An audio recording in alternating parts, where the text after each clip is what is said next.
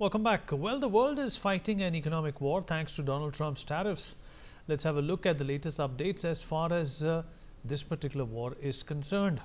Well, Nikki Haley has made a fresh appeal to Donald Trump. She says that unlike a communist China, the rise of a democratic India does not threaten the free world.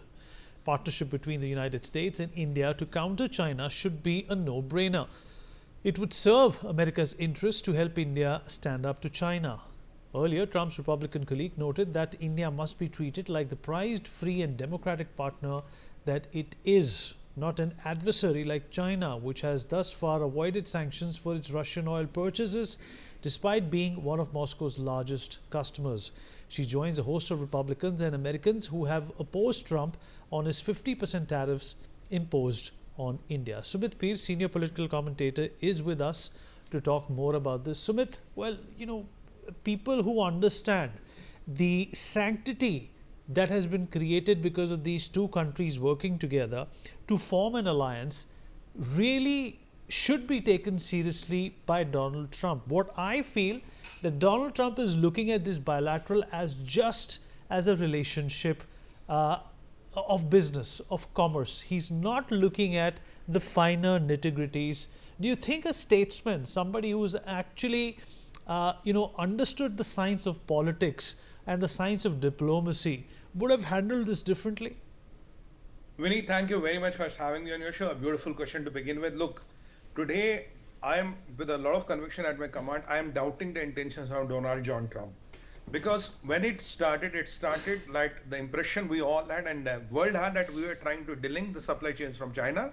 That was the mission and vision how it all started. And initially, you had this 145, 245% tariffs on China and all, we know that. Suddenly, it started gravitating, it started moving, and it started coming to all over the world, including NATO allies, including the allies, South Korea, Japan, and including to the world's largest democratic country or the democracy of the world, that is India. Here, then suddenly things started moving that they were not penalizing China and they were penalizing us. I mean, if you look at the context we need today, the notion which is being given out, and I'll quote Dr. Jaishankar. He said yesterday in Moscow that the biggest buyer of Russian oil is China. The biggest buyer of Russian LNG is Europe. And the countries who have increased their trade after the Ukrainian conflict is the southern countries. So where does India come into the picture? And it is you Americans who urged us, please buy Russian oil so that the global oil prices are coming under control. And it is India, who is a democratic country, is going to be penalized, and the autocratic regime of China is going to benefit all the way. Why there are no these tariffs for buying Chinese oil in China? Why you have deferred the Chinese tariffs for 3 months? What is the logic Trump is giving? Because we were under this impression it was to isolate the China. All the things which are being done, Vinny, is crazy. And even if you look at the Ukraine deal, it has already taken a tailspin. Trump is now talking of, invading the invader, things like that, because nobody is willing to do that. You're not putting people, boots on the ground. Europeans are not going to put soldiers on the ground. Nobody is willing to put that $90 billion arms bill. And the Zelensky doesn't know what does he get in the package. What is that Charter 5th like protection which he's going to get? There is no clarity on that. And Putin sent in 574 drones and 40 ballistic missiles. And Zelensky is high and dry and crying. What happened to that bonhomie of the Western Europe and America? Basically, there's no bonhomie.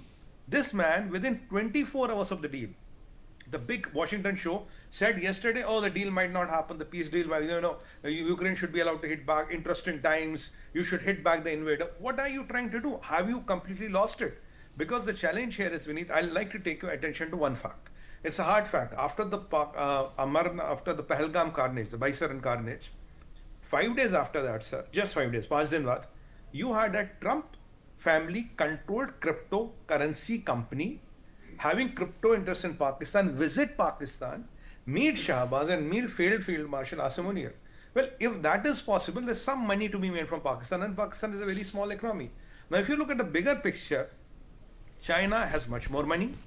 China is known for corrupting politicians. China is known for buying politicians all over the world. They could not buy it here, though some people here have also done a movie with them.